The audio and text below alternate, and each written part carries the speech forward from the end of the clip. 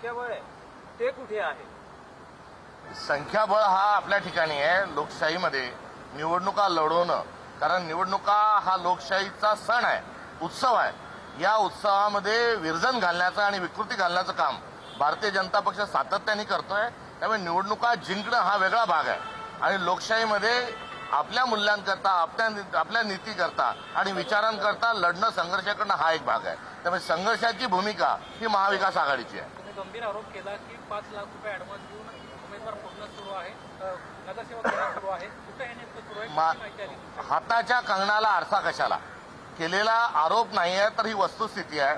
आपण आपल्या माध्यमांच्या रिपोर्टरला जर नुसता एक फेरफटका या भागातून मारून यायला सांगितला तर ही माहिती आमच्यापेक्षा अधिक ही आपल्या हाताशी लागल्याशिवाय राहणार नाही।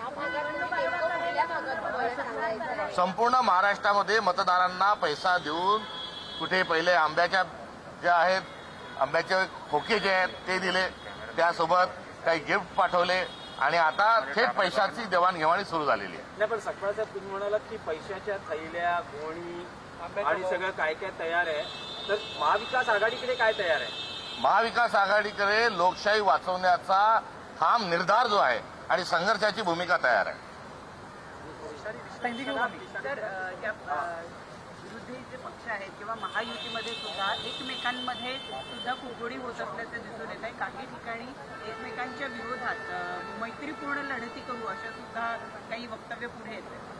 सत्ता पिपासू सर्व मंडळी ही महायुतीच्या माध्यमातून एकत्र आलेली आहे। त्यांना विचाराची, विकासाची, नीतिमूल्याशी, भारताच्या महान परंपरेशी आणि अर्थात महाराष्ट्र धर्माशी काही देणं घेणं नाही।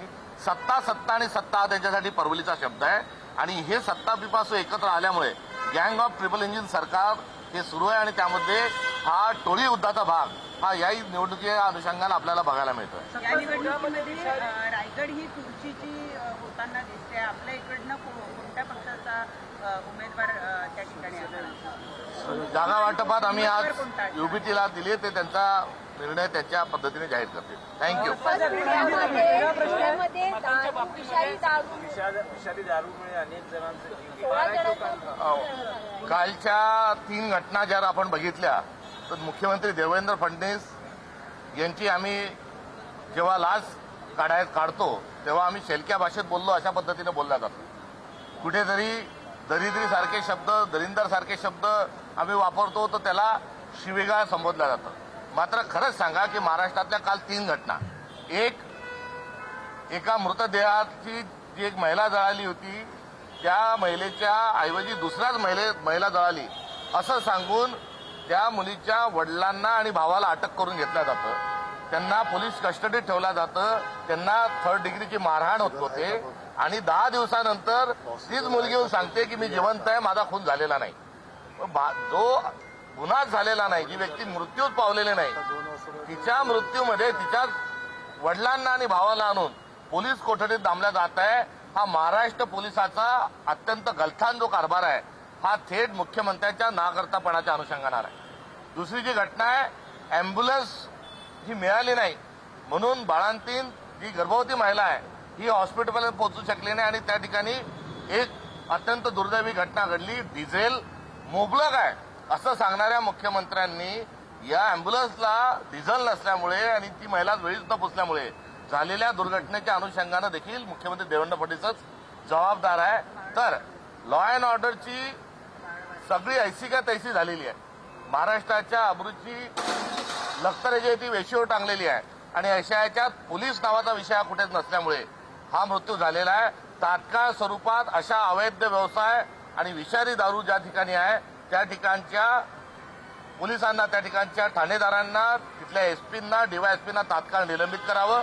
चुकीचे आरोपी पकडून आणल्याबद्दल तिथल्या ऍडिशनल एसपीला आणि ठाणेदाराला तात्काळ स्वरूपात निलंबित करावं आणि डिझेल न मिळाल्यामुळे जर मृत्यू होत असेल तर महाराष्ट्राच्या मुख्यमंत्र्यांनी किमान त्यांचं गृहमंत्रीपद सोडावं आणि जनाची नाही तर मनाची असेल तर ही जबाबदारी स्वीकारून, नैतिक जबाबदारी स्वीकारून राजीनामा द्यावा. सर, महाराष्ट्रात महाराजांचं नाव घेऊन राजकारण केलं जातं, मात्र त्याच रायगडमध्ये एक भयावह स्थिती समोर आली. एका महिलेने हा व्हिडिओ जारी केलेला आहे, त्यामध्ये शौचालयाची दुरावस्था ही रायगडवर आहे आणि तिने पुरातत्व खात्याला काही प्रश्न उपस्थित केलेले आहे. अशा पद्धतीचं म्हणजे बाहेर शौचालयाला बसायचं का, असा प्रश्न उपस्थित केला. अशा अनेक ठिकाणी कायदा सुव्यवस्था न राहिल्यामुळे ही एका रायगडचीच नाही तर संपूर्ण महाराष्ट्राची आणि महाराष्ट्राचं वैभव असणाऱ्या सगळ्या गड किल्ल्यांची अवस्था ही बद से बदतर ही या सरकारने करून ठेवली आहे. थँक्यू. बाकी तो म्हणतो बता दीजिए सीटों के बंटवारे के बारे में. सर एक 2 मिनट. झालं सांगितलं. सर पहला सवाल ये है, पहले सवाल पुणे से शुरू करते हैं. जानवे सर थामा. पहला सवाल पुणे से ही जुड़ा हुआ है कि जिस तरह से जहरीली शराब नहीं है. यहाँ पर हम महाविकास आघाड़ी के 3 नेता, तीनों दलों के हम लोग यहाँ पर प्राथमिक तौर पे यहाँ मौजूद है.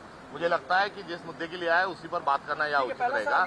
जो विधान परिषद के जो चुनाव होने जा रहे हैं उसमें महाविकास आघाड़ी के नाते हम भारतीय जनता पार्टी की जो बुलडोजर नीति है उसके खिलाफ में संघर्ष करने के लिए हम तैनात है, तैयार है. आज जो 17 चुनाव है, 17 जगह जो चुनाव है उस 17 जगह के चुनाव में से 2 छोड़कर हम 15 जगहों में हमारी आम सहमति बनी हुई है और इस आम सहमति के साथ हम ये चुनाव लड़ने जा रहे हैं. भंडारा गोंदिया, नागपुर, चंद्रपुर, वर्धा, गडचिरोली, अमरावती, उस्मानाबाद, धाराशिव, बीड, नांदेड़ और सोलापुर. उसके साथ साथ ये 3 के साथ साथ अहिल्यानगर, ये 8 जगहों पर कांग्रेस लड़ रही है. 3 जगह पर एनसीपी जो है वो लड़ने जा रही है. पुणे, ठाणे और सातारा सांगली यहाँ पर एनसीपी लड़ रही है. और जो यूबीटी जो है, शिवसेना जो है वो संभाजीनगर, हिंगोली, परभणी, जलगांव और रायगढ़ यहाँ पर यूबीटी लड़ने जा रही है. तो ये और नांदेड़ और नासिक को लेकर हमारी सहमति नहीं बनी है. तीनों पार्टी ने अपना अपना क्लेम फिलहाल रखा हुआ है. सर आपकी आम सहमति बन गई है, लेकिन क्या संख्या बल आपके पास है? अगर संख्या बल नहीं है तो ये संख्या बल की अपनी जगह है, मगर राजनीति में चुनाव लड़ना ये धर्म होता है और उस कर्म को पूरा करने के लिए हम गणतांत्रिक मूल्यों के संवर्धन के लिए, संविधान के संरक्षण के लिए और लोकशाही गणतंत्र बचाने के लिए चुनाव लड़ रहे हैं. पुणे में जिस तरीके से जहरीली शराब का चलते सबका सर महाविकास आघाडीची बैठक झाली त्यानंतर हर्षवर्धन सपकाळ यांचा हा माध्यमांशी संवाद आपण बघत होतो. 17 पैकी 15 जागांवर महाविकास आघाडीमध्ये एकमत झाल्याचं त्यांनी म्हटलेलं आहे. 17 पैकी 8 जागांवर काँग्रेस उमेदवार देणार असंही सपकाळ यांनी स्पष्ट केलंय.